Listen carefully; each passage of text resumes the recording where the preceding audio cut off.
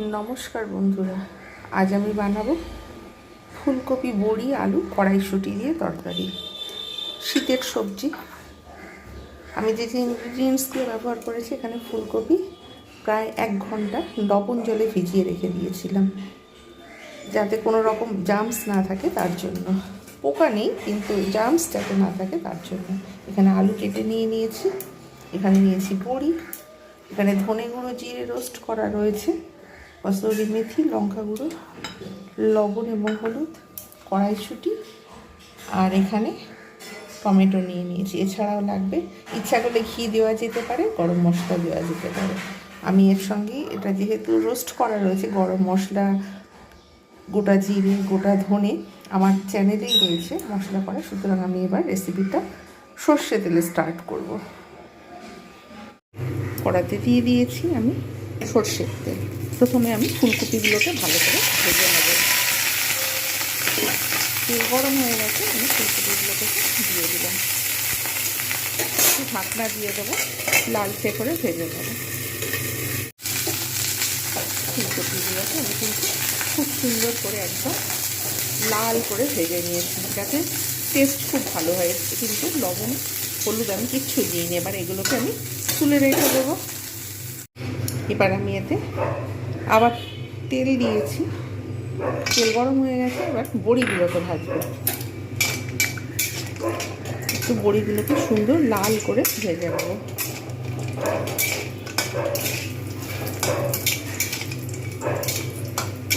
আমি কিন্তু পুরো রান্নাটাই আমি আজ সর্ষের তেলে করবো। সাদা তেলেও করা যায়, সাদা তেলে করলে টেস্ট বেশি হয়।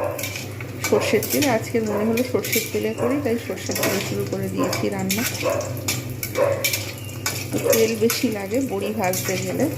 ছাঁকা তেলেও যতটা পরিমাণ টেনে নিলে বাকিটা ছেড়ে দেয়। ব্যাস, হয়ে গেছে বড়ি ভাজা। এবার আমি বড়িগুলোকে তুলে নেব। নিরামিষ ফুলকপির তরকারি, বড়িগুলো ভাজা হয়ে গেছে। এবার আমি আলুগুলোকে সুন্দরভাবে ভাজবো। যেহেতু আলাদা করে মশলা আমি কষবো না, আলুর সঙ্গে আমি কিন্তু সমস্ত মশলাগুলো কষবো। প্রথমে আমি কিন্তু আলুগুলোকে খুব ভালোভাবে ভেজে নেবো। যেহেতু শীতের আলু, আর এই আলু কিন্তু খুব সুস্বাদু, তাই আমি এগুলোকে ঢাকনা দিয়ে আমি কিন্তু ভাজতে ভাজতে এটা কিন্তু সিদ্ধ হয়ে যাবে। ঢেকে রেখে দেবো 2 মিনিট। 2 মিনিট পর আমি ফিরে এলাম। আলুগুলো কিন্তু আরও ভাজতে হবে, আঁচ একদম কমানো ছিল। আমি একটু লালচে করে আলুগুলোকে ভাজবো, আর একটু ভাজবো, তারপর অন্যান্য মশলা দেবো। এখানে ফুলকপিটা কত সুন্দর করে ভেজে নিয়েছি, বড়িটা খুব সুন্দর করে ভেজে নিয়েছি। আদাটা তখন দেখায়নি, আদাটা অ্যাড হবে এর সঙ্গে। প্রায় 3-4 মিনিট ধরে আলুগুলোকে কি সুন্দরভাবে ভেজেছি। একদম লালচে কালার এসে গেছে, কত সুন্দর কালার। এবার আমি এর মধ্যে দিয়ে দেবো টমেটো। টমেটোগুলোকে ততক্ষণ ভাজবো যতক্ষণ পর্যন্ত না এটা পুরো গলে যাচ্ছে, একদম এর সঙ্গে গলে যাবে। আমি অপেক্ষা করবো তার জন্য। এবার এর মধ্যে দিয়ে দেবো লবণ, হলুদ,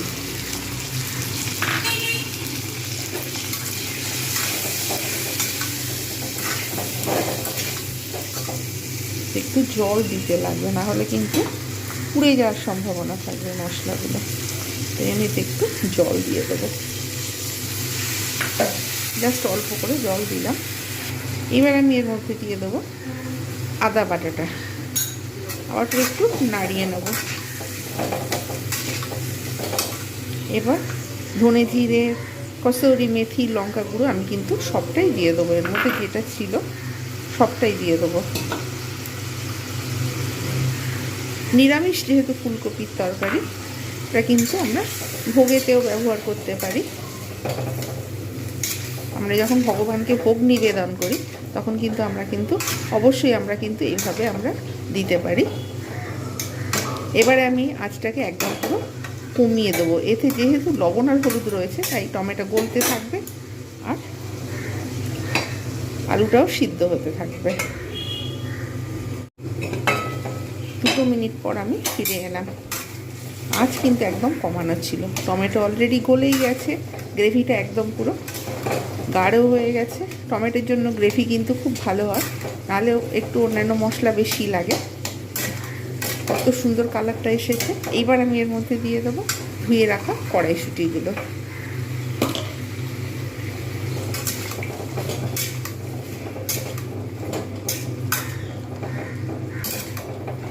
অবশ্যই এরকমভাবে বাড়িতে বানাবেন।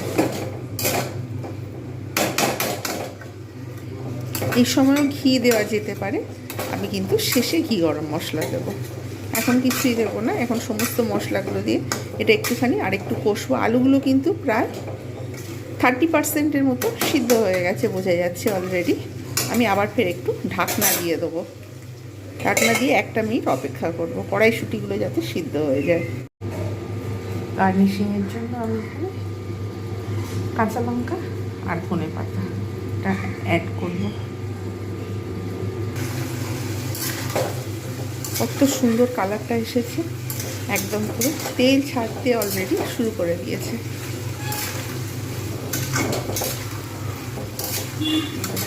এবার আমি এর মধ্যে দিয়ে দেবো বড়ি ভেজে রাখা।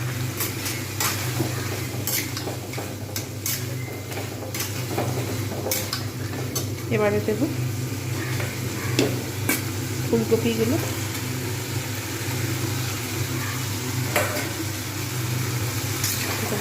ভালোভাবে নাড়িয়ে দেবো।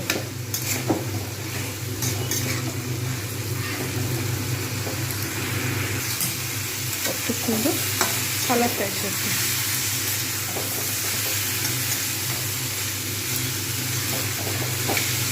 এবার আমি এর মধ্যে দিয়ে দেবো জল।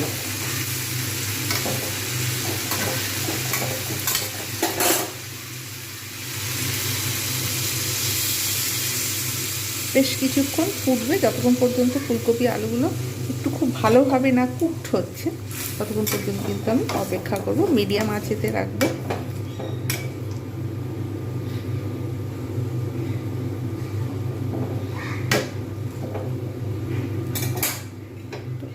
তারপরে একটু বাদে ফিরে আসছি।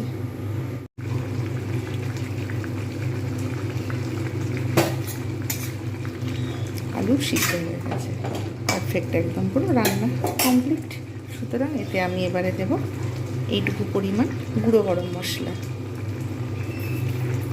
স্বাদের জন্য এগুলো দেবো, টেস্টের জন্য একটু দেব চিনি, আর অল্প পরিমাণে দেব ঘি। এবার একটু স্ট্যান্ডিং টাইম দেব, তারপরে সার্ভ করব। দেখাবো কীরকম হয়েছে। রান্নাতে সব কিছু চেক করে দেখলাম, সব পুরো পারফেক্ট, লবণ, ঝাল, মিষ্টি। সুতরাং আপনারা অবশ্যই এইভাবে বানান। কড়াইশুঁটি, ফুলকপি, আলু, বড়ি দিয়ে শীতের সবজির তরকারি। রেসিপিটা কেমন হয়েছে অবশ্যই জানাতে ভুলবেন না।